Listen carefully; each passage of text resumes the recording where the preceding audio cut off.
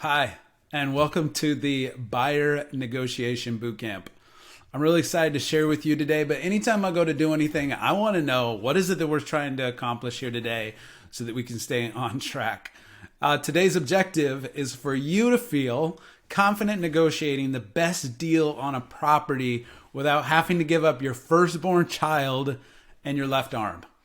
And so I think that is a legit goal.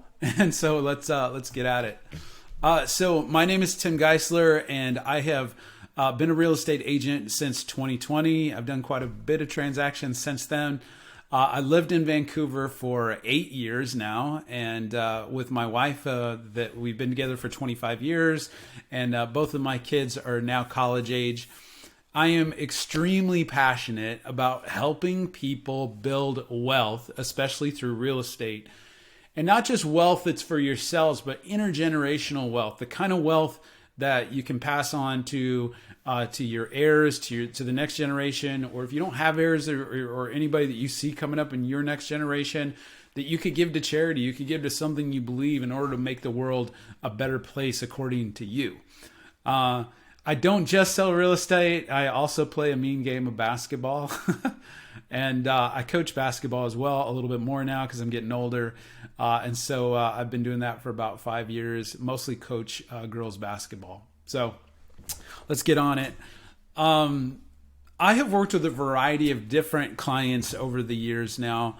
But just to share, a few stories along the way so that you understand what it's like to just purchase and buy real estate, especially through me. I worked with clients like Ashley, not her real name because I want to protect her confidentiality. But she wanted to buy her first home with her boyfriend, and her mother actually wanted to see if she could figure out something with them too. And this was going to be, Ashley and her boyfriend's first home. And mom was selling a mobile home, and so they were trying to figure it out. It was a complicated market, as we all know, not a lot of inventory out there. And they were just all kind of tired of paying somebody else's mortgage, paying lot rent, paying somebody else's mortgage through renting. And so I was able to work with them through a consultation, find out what their dreams, their hopes were, their goals. And we got into transaction, was able to negotiate a great deal with closing costs included, so they didn't have so much cash that was coming out from their own pocket. And I just want to let you know, give you hope, some inspiration, something to look forward to. I can do the same thing for you too. This is possible. You can own a home. You can build this wealth. You can build into intergenerational wealth. And so this is meant to be a practical guide on the steps on how to get there. So first, let's talk about some of the misconceptions that we have in real estate, because there are so many. Before I became an agent, I had a ton of my own. Before I bought my first house, I had a ton of my own. So the first one is that you shouldn't show your emotions when you're negotiating. And I think that this is way off base, because first off, the way that we make decisions is based off of logic and it's based off of emotions. You got to have both in order to make a good decision. And on top of that, emotions are actually how we connect with other people. And as much as purchasing in these markets or just purchasing a home in any market can be overwhelming for the buyer, it's actually overwhelming for sellers too. There's quite a bit that's going on for them on the other side as well. And so an emotional connection can sometimes be one of the most powerful ways that you can get what you want. And so let's try to not check our emotions. We have to be logical and emotional, but let's not completely stow them away. Another misconception is that people that are around you are great advice givers when it comes to buying real estate. The truth is there's a ton of good advice out there, but it won't always be as good as the information that you can get from an actual advisor of real estate.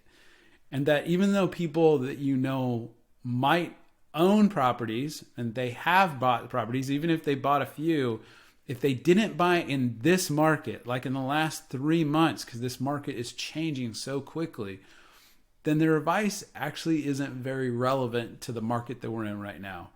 And so that's a big misconception that we run into quite a bit.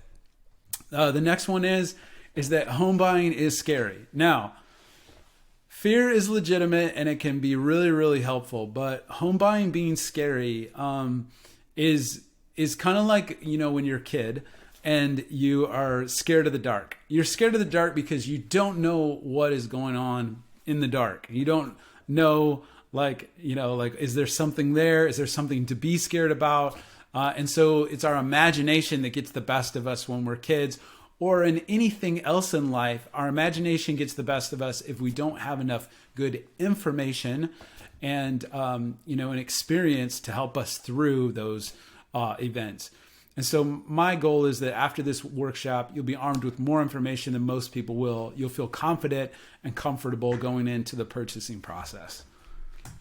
So another one, I have to worry about getting screwed over. This is so legitimate. It's such a legitimate concern because people want to make sure that when they're buying a property, they're getting a good deal, that they're not overpaying. If they are, that they know exactly how much they're overpaying to get exactly what it is that they want. And so how do you make sure that you're not getting screwed over?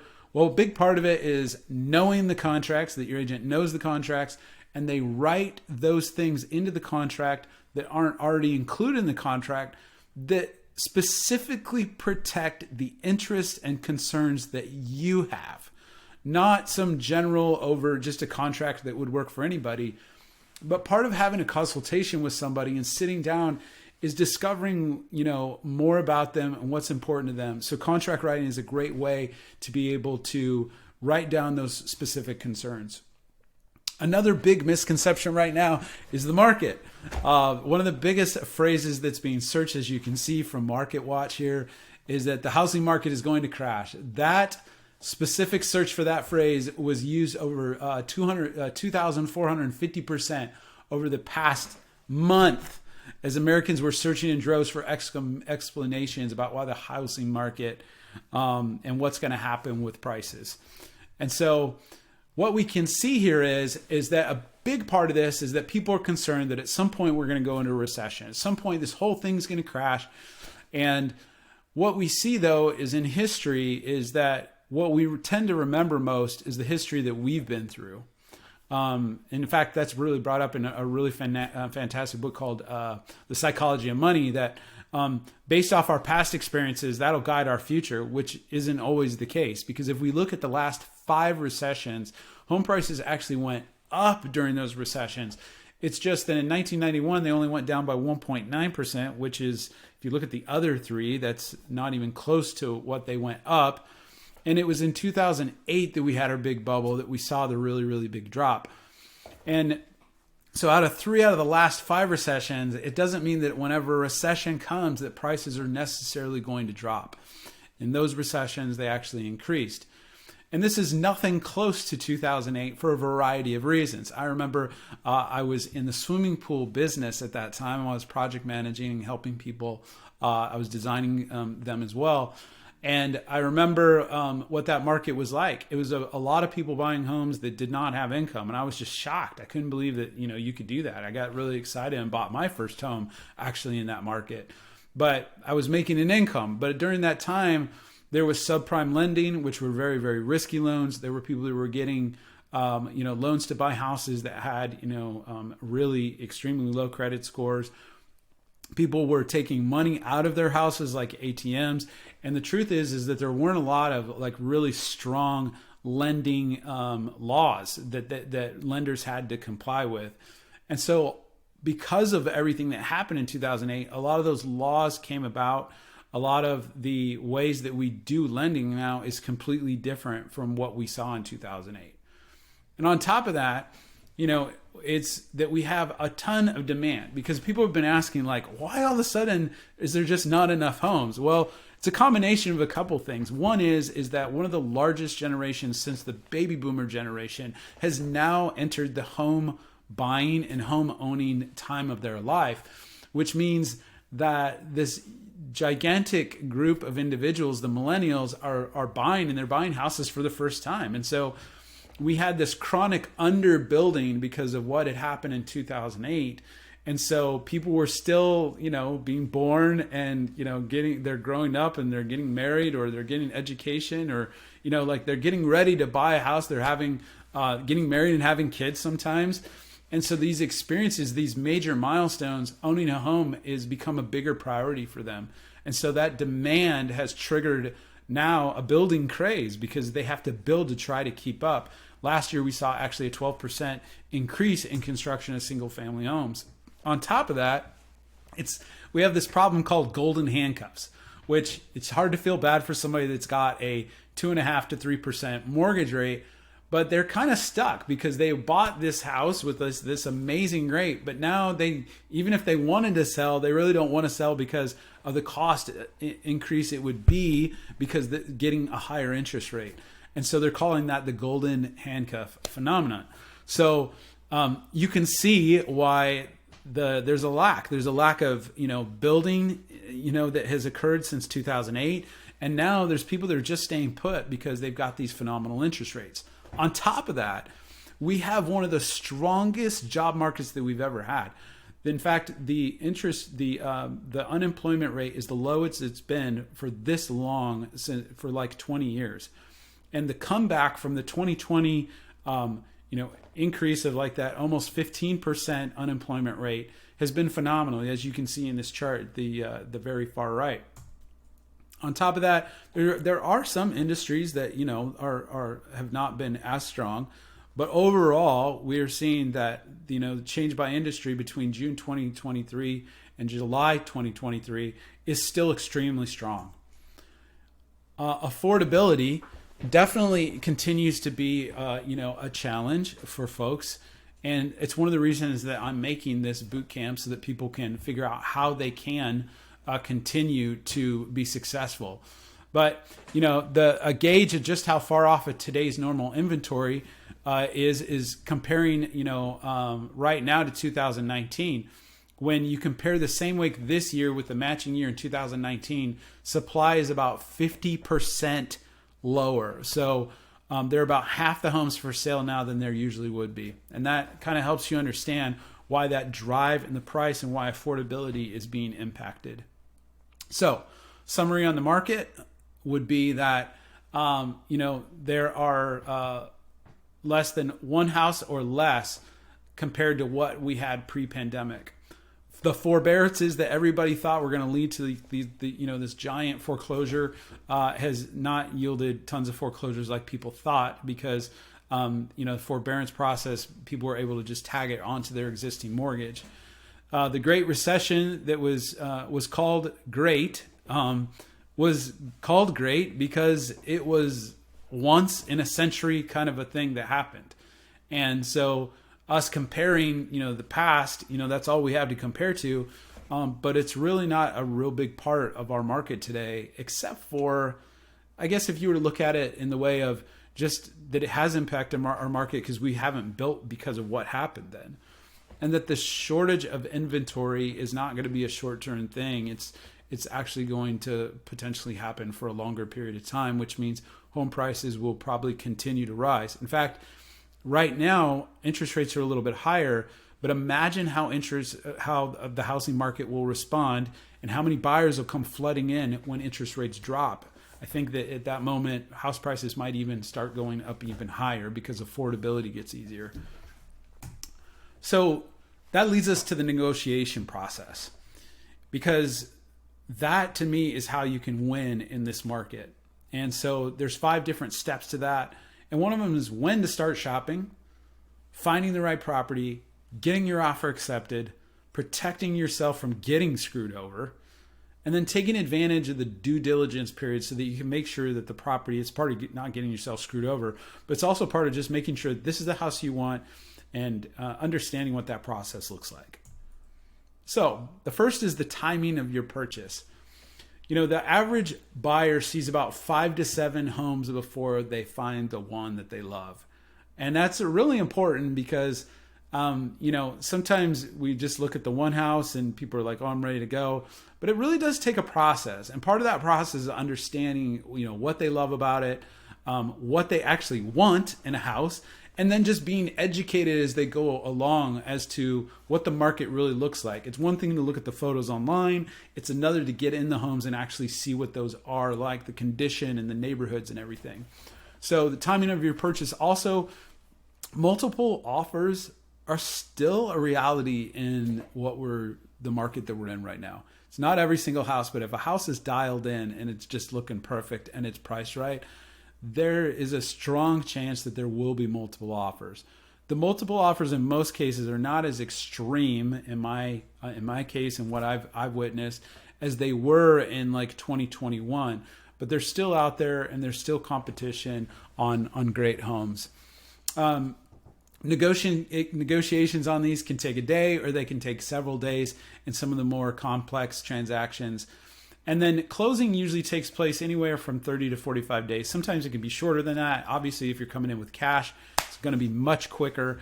But it's about 30 to 45 days. And in most cases, it's right around that 30-day mark. So if you have a lease and your lease is ending, unlike rent, your mortgage is paid after the month. So when you close on a house, you usually have about a month gap where you're not making a payment, which is great because that gives you a chance if there's any repairs or things you want to do to the house before you move in, you've got that opportunity before your lease is up. But we'll want to try to figure that out together with, timing of, when the closing date is, and if you have a lease, trying to figure those things out. And when you'll close, you'll be actually paying the interest for the remainder of the month at closing. And then we'll confirm with your lender when your first payment is due so we can figure that out. And then we can time it so that you can close well before your lease ends and not leave you with 2 house payments, because we want to make sure that we do that. Or we don't do that. We don't leave you with 2 house payments. And generally, we close even earlier if you paid your last month's rent up front. So step 0 is really don't go with your usual bank to get yourself pre-qualified, because in general, you want to work with the local lender. Real estate agents like working with local lenders because they can get a hold of them. I just know I can call somebody. They've got a local reputation that they have to, keep up. And so that would be one of the first things. I also think that they can tend to be a little bit more competitive. 2 is figure out your cash to close, which is the amount of money for closing costs and your down payment that you're going to need to bring to the closing table. And then also your monthly payment before you get started shopping. You want to make sure that before you fall in love with a house that you know how much it's going to take in terms of the cash that you got to bring to the table, and that also that like what that monthly payment is, what you feel comfortable with, so that you're not stressing out on a monthly basis. And then 3, make sure that the lender can get you a DU approval, which stands for desktop underwriting. It's just a little bit of a stronger detail above and beyond getting a pre-approval. Understanding that the type of loan and down payment can affect the type of property. So some properties you might not be able to buy with a certain type of loan, and so we need to know that so that you're not looking at the wrong properties. You're looking at what you qualify for and the loan type that you would like to get based off the terms and everything and what you qualify for. And the understanding that good credit isn't good enough. In other words, there might be things that we can do for your good credit in order to improve your value in the marketplace, and your ability to get a lower down payment maybe, and potentially lower interest rates. And on top of that, you can't just go and say, I've got really good credit, so I'm good to go. That will not help when we're trying to go out and buy a house. You have to go through this process so that you're good to go, and that all your T's are crossed and your I's are dotted. So here's a crazy scenario. If you went to the doctor's office with a headache and they threw you on a surgery table without any questions, would you panic? In other words, you came in, you're like, oh, I've got a headache, and all of a sudden they throw you on the table, they start wheeling you through the hospital on a gurney or something, whatever, put you on the surgery table. I don't know about you, but I would be freaked out. I'd be like, what is going on? I just have a headache. We don't need to do all this. And that's exactly what the home buying process is like. The last thing that we want to do is run you all around town looking at houses, get you excited about things when we don't even know what it is that we need to work on yet. We don't know anything about you. I don't know what your goals are. We don't know what you need financially. We don't know what like your goals are in the moment, what they are short term, when you need to be out of your home. We don't know what your goals are long term, and we want to make sure that when you're purchasing a home, which can be like one of those things that you don't just buy a home and then like sell it. It's not like if you bought a car and you're like, I don't like this car, and you sell it. It's a much bigger transaction than that. And so we want to make sure that you get a buyer consultation. And a buyer consultation is pretty much the same as, shopping before sitting down and having a really good conversation with your agent. Because when you buy real estate, it's not just about like, it's a few bedrooms and bath and I got this space in the yard, or just buying the first one that you see. Because if it was like that, you would just buy whatever you needed. Like that's a 4-bedroom, 2-bath, boom, let's just buy it.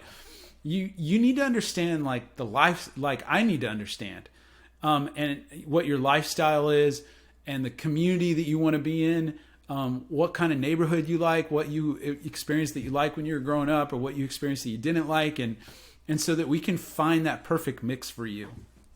And then actually, just being proactive will help you prepare for the process, and I'll be able to, or your buyer's agent will be able to represent you much better in your transaction if they understand your wants and your needs. So let's see here. So what are things that you can actually do, right? How can your agent like actually help you in this process? What is it? What are the things that you can do in order to be competitive if you were to be represented by an agent?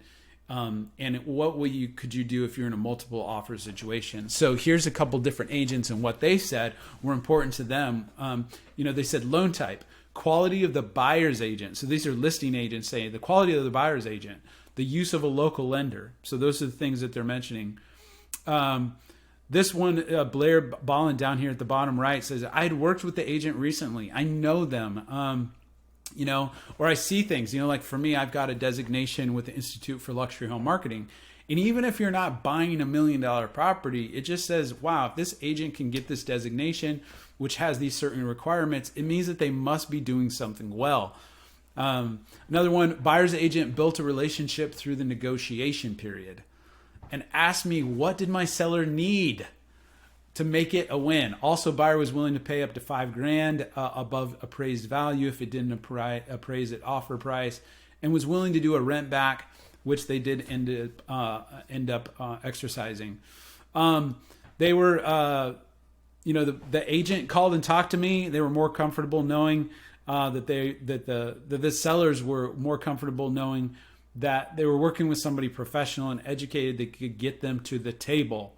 That's really important. Is there an agent on the other side? Does your agent, will your agent as a buyer be willing and able through negotiation, through their personality to be able to keep a deal together so that all of us can get to the closing table together? And that's really important to sellers. If they're going to take their house on the market, they want to make sure that they've got a great buyer and the agent on the other side is going to do what they said that they're going to do and not get in the way. So also, one of the things that an agent will be able to do for you is help you find great deals. There's two different ways to get your properties and to receive them and view them. And then one of them is through a portal site and the other one's an MLS search. So a portal site is what you're going to see. That's your Zillows, your Redfins, your Homes.com. Those are portal sites. The problem with them, they're actually really great for a variety of things, just getting quick information on something. But a lot of times the information isn't perfect because it takes them a while sometimes to update from the MLS searches. Also, they sell your information to the highest bidding realtor that's out there. And they don't have the ability to go in and check little boxes that are specific to the homes that you might want to see. And so an MLS search, which an agent can actually set up for you, we can customize that search to look for exactly what you're looking for. Your search is private, so it's only seen by your agent. It's not being sold off to somebody else. And it's updated as soon as the property status updates. So just a little bit more of a better alternative. So what I will say is when you do start to look for a house, there are some areas where you should proceed with caution. Number one is open houses. Only 2% of the buyers that go through open houses actually buy an open house. Most of the time, open houses are for agents who are doing those open houses to find buyers. They get people to sign up. And so my recommendation is that you get set up with your own agent so that the listing agent is not trying to, do both sides of the transaction with you. And so when you sign into those property sites, you can actually just put down your agent's name or say that you're working with an agent instead of becoming, getting on their list and having people call you and follow up 100 times. The other one to proceed with caution, it's not to say that they're bad, it's just proceed with some caution, would be for sale by owners. For sale by owners, generally they come up with a price for their home on their own, and that can be wildly off, as I have discovered before, and usually because of that, they are overpriced. And so they also tend not to know how to negotiate the transaction or to do the paperwork. And oftentimes you're going to end up getting an agent involved or a lawyer involved, an intermediary, because things can get kind of messy because both sides really don't have too much of a knowledge of like what they need to do in order to do this right. So that could be one of those scary things that we can eliminate by, if you are going to do it. I have helped. I have some folks right now that I helped buy a house, and it was a for sale by owner, but I did the paperwork on my side for my buyer, and it wasn't messy. We were able to find a home that nobody else was looking at. And there was instead of a home, this is 2021, instead of having a home that had like 8 offers on it, there was only 2 offers on this house. And so we were the better offer. The sellers, the for sale by owners, really did like working with me, and they knew that was going to be a good setup for them. So that's just one of those little advantages. So new construction. So new construction properties are doing a really good job of helping us get more inventory into the market. As a buyer, though, it's a challenge because they generally use their own contracts, which they have the right to do. They use their own lenders and usually their own title companies. And usually when you come in, if you don't have an agent, they just start working with you and you start sharing this information about yourself. And you might be giving away way too much information when you could have an agent in there that wouldn't cost you any more, like up front. You wouldn't have to pay that agent anymore, but they could be sitting there negotiating you, and that could all be then included like when you go to purchase the house through the builder. But you have somebody who has your interests and can probably keep you from oversharing when you visit the builder. So what happens once you get into the property, right? We've talked about, things that maybe you should watch out for.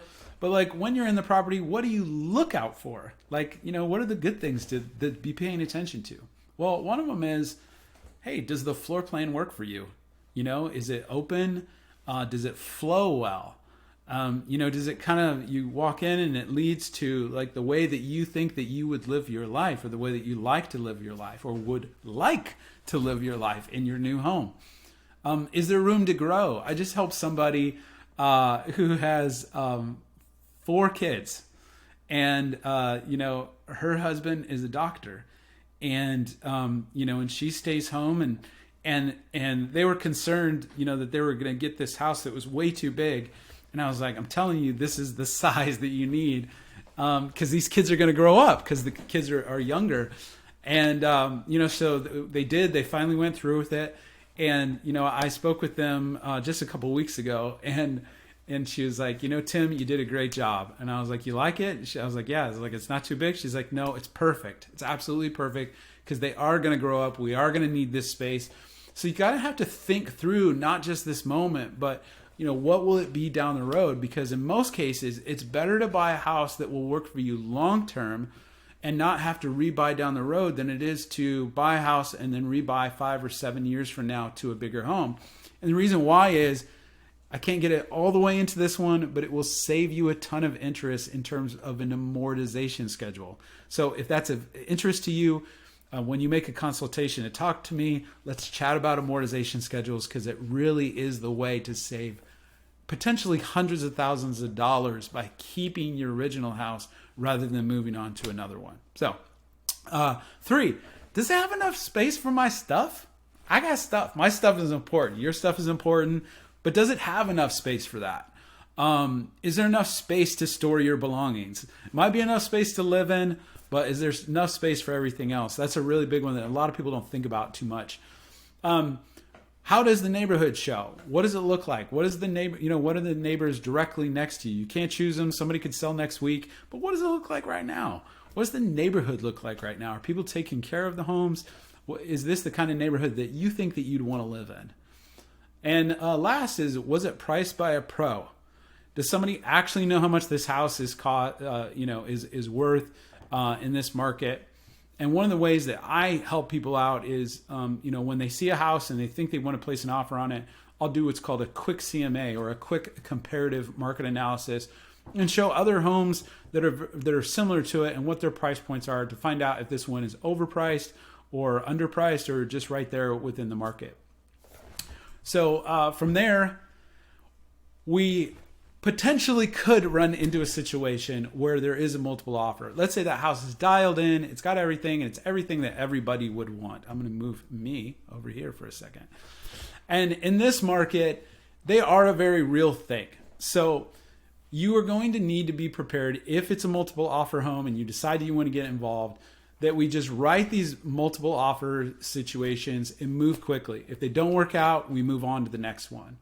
And the other part with that is making the inspection for information purposes only. That's a way that we can win in this market. It could be that we're writing a letter to show them how much this means to them, or that we're going to say, you know what, we're going to be creative with this. We're going to offer to pay the title insurance. Giving something that makes your offer stand out a little bit different to somebody else's, because it's not always about the price. It often is, but it's not always about the price. Sometimes it's about terms, something that's really important to them.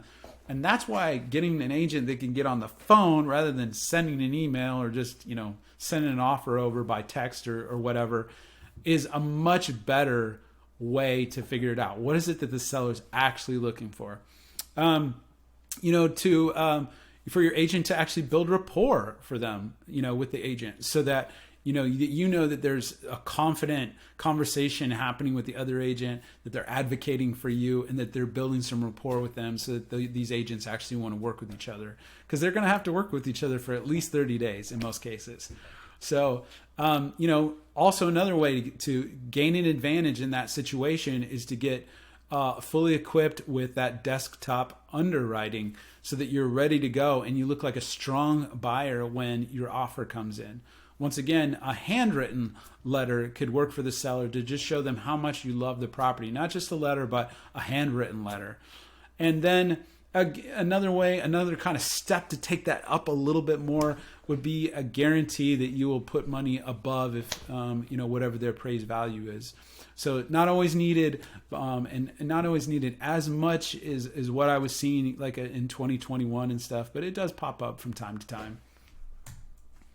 So the next thing is mastering the due diligence, right? So we're talking about I don't want this to be a scary process. I want to make sure that I don't get screwed. So, what does that look like? Well, mastering the due diligence, we're going to recognize the difference between wear and tear and material defects. So we're going to be looking for issues with the systems of the house, and not a door that's scratched up or some trim that might need a little bit of extra paint or something.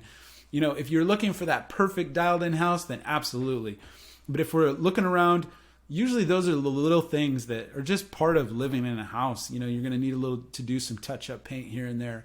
But we're going to focus on the systems, the roof system, the the HVAC system, the plumbing system, electrical system, the siding system, and make sure that those things are strong. And then depending on the offer that we negotiated that we got, we're going to potentially ask for credits for some of those material issues, because those are the things that the seller will respect when we submit them. And we'll come up with those things by the inspection, because we're going to hire an inspector to check out the home, most likely the sewer, do a sewer scope to make sure that the sewer line is nice and clean as well. And there's some other additional inspections based upon your needs that you may want to do. And we're going to try to find a home inspector who might even warranty the inspection that they're doing. Not always easy to get, not on every house, but there are options out there to be able to accomplish that. So, one of the ways that we can gain an advantage during the inspection is to offer things like no seller concession, short due diligence, that we're going to say right to request repairs, exhibit with an inspector on stand, be ready to inspect as soon as it goes binding. So in other words, not waiting for 5 days, but we already have it scheduled to be like the second day of the inspection window. We're not going to wait 8 days to get the inspection done. So a variety of different things that we can do that will make sellers agents excited about accepting the offer. Now, once we get the offer accepted and we've gotten past that inspection period and we've kind of negotiated some of those things, the next thing that we're going to kind of run into or that we need to overcome is going to be the appraisal process. So what an appraisal is the bank or the mortgage company that you are getting your loan from, they're going to hire an appraiser. This is somebody who's independent from the buyer and the seller or the agents. Their entire job is to go out and look at the property, and they're going to find out, is this property actually worth what you want to pay for it? Sometimes it appraises higher. So in this case, if that contract was $500,000 and it appraises for $520,000, that means you have $20,000 of instant equity. It means that you're coming into the house and the house is worth more than you're actually paying for it. You're buying it below market value. Sometimes it appraises the same or pretty close, 501, 502, very, very close. And then sometimes we have situations where, I'm going to move me again, where we have, the appraisal comes in low. And that can be a little bit of a challenge because things can get a little tricky. But you have three different options when we get into that scenario. One is that we renegotiate and we say, hey, look, the house was supposed to be worth $500,000. That's what we offered, but it came in at $490. We're going to pay $490, or we're willing to pay $495 and meet you halfway. So that's where we can have this renegotiation potentially. The second one is you say, you know what? I'm not paying for it. I thought it was worth this much. I wanted a house that was worth this much, and the appraisal is, it's just something I feel like I can't overcome, so I'm going to cancel. And then the last one is you can choose to pay above what that amount is, because the mortgage company and the lender, the loan, will not pay for that difference. So in this market, some people are guaranteeing that they will pay up to a certain amount in order past the appraisal in order to gain the house. It's not on every house. Like I said, this would be a multiple offer situation. That is a way. It's not the only way. It doesn't mean you won't be able to get your offer accepted. It is a way to compete. So, in case of an appraisal difference, the buyer will pay cash up to purchase at full contracted offer price. These are, this is different ways that agents are submitting. This is what is happening out here in the marketplace to be able to win in an appraisal situation. It says buyer will cover seller's closing costs minus realtor fees, or buyer will cover all of seller's closing costs. Another thing that people are getting, or sending over, buyer agreed to pay X dollars above the appraisal value should it come in lower than the contract price. Solid lender, loan type. These are all things that agents are saying, this is why we took the offer. And after that, after we get through the negotiating and we go through the inspection and we get through the appraisal process, the next thing we do is we hear from the title and the lender that we are clear to close. It means that we are, within a certain number of days of being able to close on the house and you getting the keys in your hand so that you can take possession of the home. We're going to do a walkthrough of the property just prior to the property closing and make sure that the condition is the same as it was during the inspection. And then you're going to wire your funds to the title company in the safest way possible. And then we're going to go to the title company together with the agent that helped you purchase your home. And you will sign the closing documents, which usually takes about less than an hour. And you want to make sure that you bring your ID, because if you don't bring your ID, they will not let you sign, and you'll be in trouble. So we want to make sure that you bring 2 forms of ID with you. And if there's an association, bring the original approval letter as well. So Here's where I think buyers get stuck. They say something like, I should wait one more year because I just don't feel ready. And the challenge for that is that I think you should schedule your consultation with an agent quick, immediately, and find out what is it that you need to overcome. What is it? Because we can figure it out together. Even if it takes longer than you think, having a game plan and knowing what you actually need, that's the most helpful. Waiting longer can actually cost you thousands of dollars for a variety of reasons. But it's best to schedule a consultation. It costs you nothing except a little bit of time. So I can get to know you, my team can get to know you, and you can find out what is exactly do I need to do in order to close on this house and secure that home for myself, my dream, and to start building that intergenerational wealth. Another one is I'm going to wait till the market crashes. I'm waiting till the market crashes. You know what? I used to be like this with the stock market until I realized that hardly anybody ever times the market. I have never been smart in that way. And so I decided to start doing something called dollar cost averaging, which is I'm going to do it when I can, which is I just try to buy a little bit at a time. You can't do that with a house exactly, but you can just say, you know what? Over time, I know that real estate does go up. It may take a while. It may just, be stagnant for a while, but I'm going to trust that the, kind of just below 3% appreciation rate that we've seen historically for homes, that average is going to work itself out, and I'm going to trust it. I'm not going to wait for the market to crash, because as people keep moving into our area here, most of our buyers come from California. So they're selling their house, they're coming up here with more cash, and that's just been the migratory pattern for the last 40 plus years. So it's a challenge to try to do that. Another one is I'm going to go with the first realtor I can think of, And so I think that choosing the right agent is one of the most important things that you can do. I had an experience helping somebody sell their house. They had an agent that they were working with, and every time an agent would come along, they would get into they just weren't agreeable. It's one thing to be a good negotiator. It's another to be disagreeable and not actually try to bring people together, which is needed. We have to negotiate and we have to get what each side needs, but agents have to be able to communicate in a positive way with looking forward to the positive end date where the seller gets to sell their house and you as a buyer get to buy the home that you want. So choosing that is really important. And it's not just a personal decision, it's a business decision. So not just a personal one, so you choose an agent that will have your back at every step of the way. So another one is, I don't know if I have enough money saved. Well, here's the truth. You don't know if you have enough money saved, and you won't know if you have enough money saved unless you actually talk to a lender. Because you might find a house that you love, and if you talk to a lender, it would remove all the might, could, and possible things if you were to talk to a lender now. Also, sometimes people say, well, I need to pay this off or I need to pay that off. But the truth is sometimes paying something off can drop your credit score.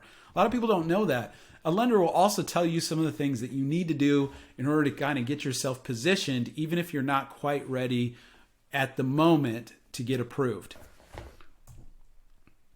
Another reason that people might wait, I'm not sure if my credit is good enough. Once again, let's chat with a lender to discover what your budget could be.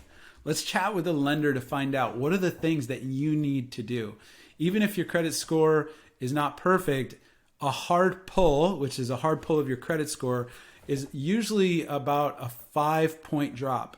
And I'm telling you, when you're going to buy a house, it's everything to find out exactly where you are instead of just leaving a bunch of ambiguity, wondering if you could buy a house, just wishing that you could buy a house, not knowing what you need to do in order to take the next steps.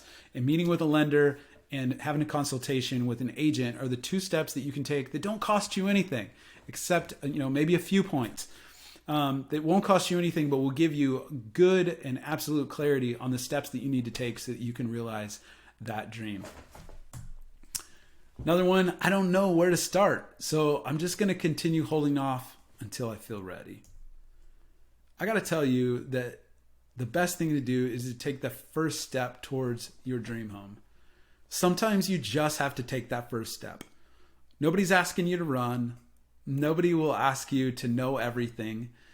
I got to be honest with you. My experience of buying houses before I became an agent is everything was so confusing and it was so complicated. But the truth is, it actually isn't. It's just that it's not something that we all really know yet, But once you've done it once, you'll be like, that wasn't so bad. It's kind of a pain to figure out where all those documents were. But I had the right professionals on my side. They guided me. They knew what I needed to do. And they were there along the way so that first step led to the 100th step that finally got me to my house. But it all starts with a single step. And it is a process. It's not going to happen immediately. And that's why it's so important to just take the first step, reach out and schedule a consultation so that you can get started on that journey.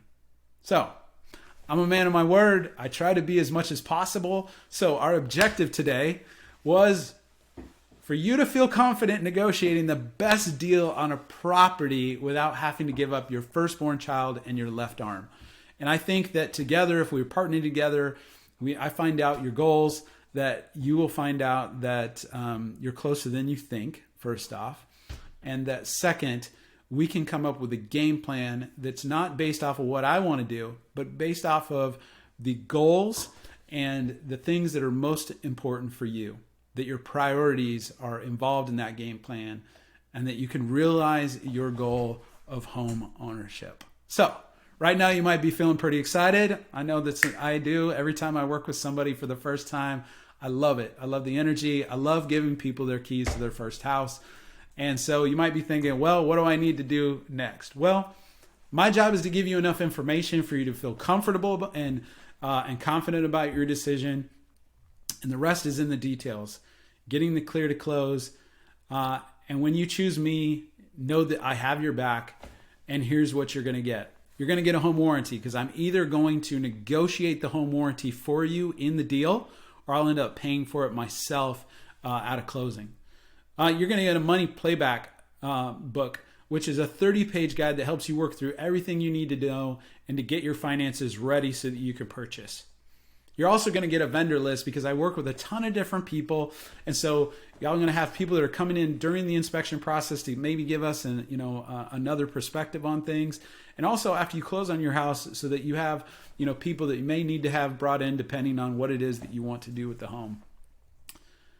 And then a VIP agreement is written between you and me, basically saying, here's the things that I promise to do for you. And as in a response on your side, that I'm asking for your loyalty as a client, so that the amount of time that I put in working and looking for a house for you, once we get to the place where we're actually shopping and going around, that time will be rewarded by your loyalty. And that I will work hard for you during that time period. And that's what's called our VIP agreement.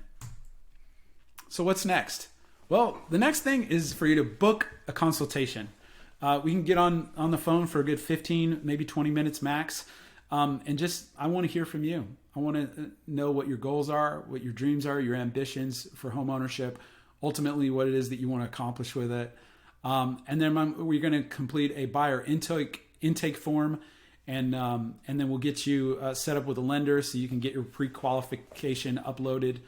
And then you're going to, we're going to want to have, any other decision makers come together for that consultation, and so that they can get information on the home buying process as well. And then we're going to review your intake form. We're going to set up your property search, and we are going to figure out what your shopping time frame is, so that we're going off of your time frame and not mine. So that is what is next. And I just want to thank you so much for giving me the opportunity to be able to share with you today. I encourage you in your home buying journey, and your next step, which would be to click on the link to get on my calendar so that we can chat, get a consultation going, and we can get you moving toward your goal of home ownership. Thanks so much for all your time today. I deeply appreciate it. I'm filled with gratitude that whether you did this in one sitting or you did it in a bunch of sittings, that I got to spend some time with you today. Thanks so much, and have a great day.